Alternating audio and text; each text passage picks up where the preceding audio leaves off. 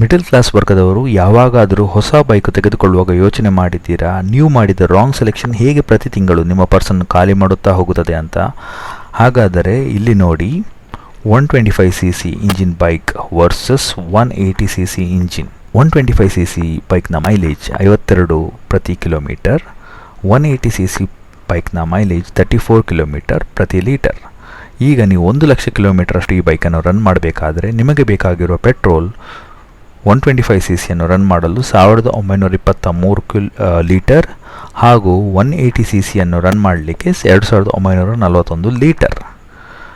ಈಗ ನಾವು petrol cost ಪ್ರತಿ ಲೀಟರಿಗೆ 100 ರೂಪಾಯಿ ಅಂತ ಕನ್ಸಿಡರ್ ಮಾಡಿದಾಗ 125 cc ಇಂಜಿನ್ನ ಟೋಟಲ್ ಪೆಟ್ರೋಲ್ ಕಾಸ್ಟ್ 1,92,308 ಹಾಗೂ 180 cc ಟೋಟಲ್ ಪೆಟ್ರೋಲ್ ಕಾಸ್ಟ್ 2,94,118.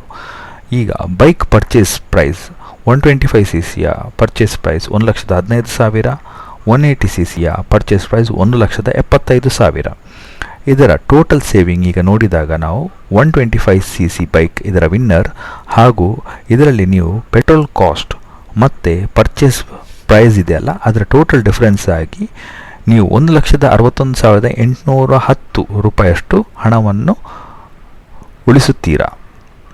ಈ ರೀತಿ ನೀವು ಬೈಕನ್ನು ತೆಗೆದುಕೊಳ್ಳುವಾಗ ಎಲ್ಲ ದೃಷ್ಟಿಕೋನದಿಂದ ಯೋಚನೆ ಮಾಡಿ ನಿಮಗೆ ಮತ್ತು ನಿಮ್ಮ ಫ್ಯಾಮಿಲಿಗೆ ಹಾಗೂ ನಿಮ್ಮ ಪರ್ಸಿಗೆ ಸೂಕ್ತವಾದ ಸೆಲೆಕ್ಷನ್ ಮಾಡಿ ಜೆಂಟಲ್ಮ್ಯಾನ್ ಆಗಿ.